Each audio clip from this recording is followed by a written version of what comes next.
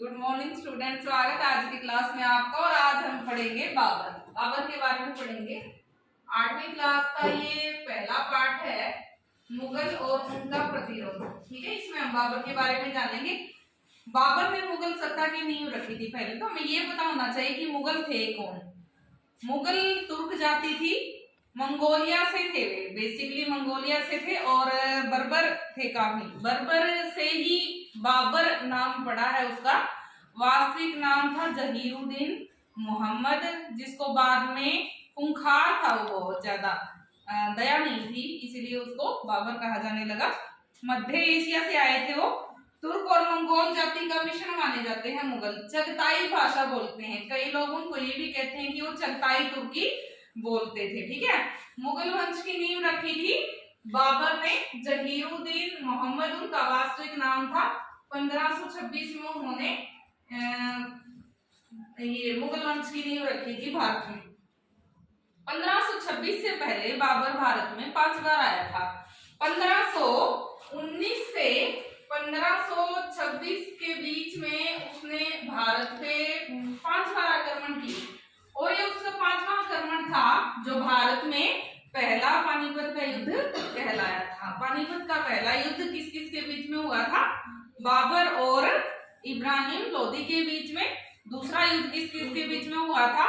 अकबर और हेमचंद्र विक्रमादित्य के बीच में। ठीक है, अकबर उस टाइम पे 13 साल का था, बालक ही था, लेकिन उनके संरक्षक ने, बैरम खान जिसका नाम था, उनको जो है सहारा देके संरक्षक के रूप में युद्ध लड़ा था। बैरम खान और हेमचंद्र विक्रमादित्य के बीच में दूसरा युद्ध हुआ था और जीता था किसने? अकबर ने ही, यानी कि बैरम खान ने वो जीत लिया था। हेमचंद्र विक्रमादित्य, जिसकी शॉर्ट नेम हेमू है, हेमू कहा जाता है, अंतिम हिंदू सम्राट था जिसको हरा दिया था। ठीक है, और उसको बाद में मौत के घाट उतार दिया गया था। तीसरा युद्ध हुआ था पानीपत का 1761 में हुआ था। ठीक है, मराठों के बीच में और अहमद शाह अब्दाली के बीच में हुआ था। उस टाइम पे भी भारत में मुगल शासक थे। तो ये तो है कि पानीपत के 3 युद्ध जिनका हमने जिक्र किया है। भारत में मुगल वंश की नींव रखने वाला बाबर 1526 में भारत आया और उसने 1526 में मुगल वंश की नींव रखी। एक बहुत बड़ी मुगल सल्तनत कायम की। उस मुगल सल्तनत ने आगे राज किया कहां से कहां तक? 1526 से 1857 तक। कितने साल हो गए?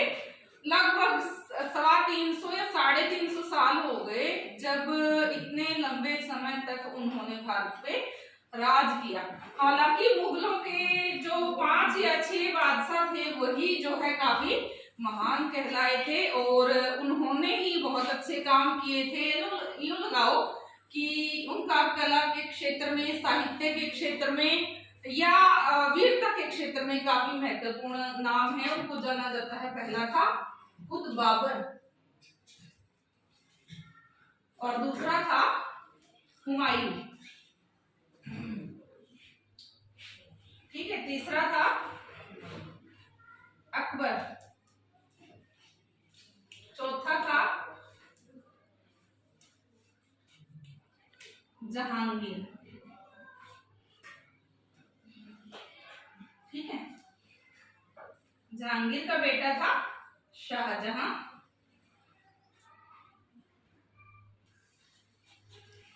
और इसका बेटा था औरंगजेब।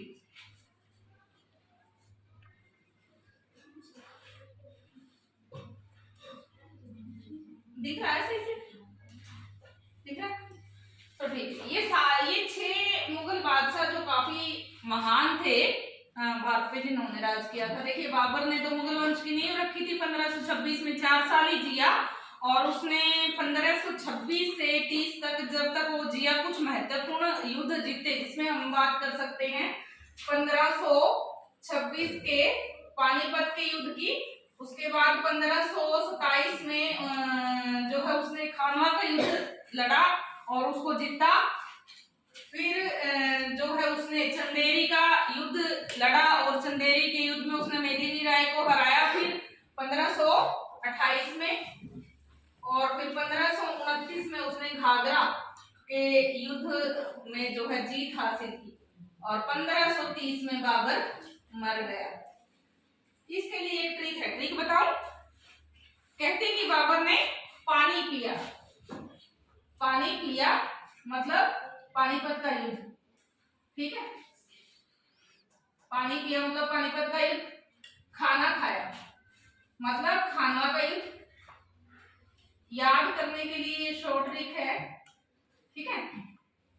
घर गया, नहीं सॉरी, चल दिया, चल दिया मतलब चंदेरी का युद्ध।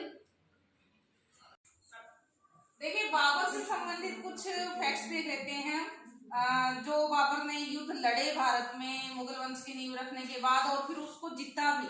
जैसे पता ही है आपको कि 1519 से 1526 तक उसने 5 बार आक्रमण किया भारत पे और 1526 का ये पहला आक्रमण था जब उसने पानीपत का जो है युद्ध लड़ा और उसको जीता।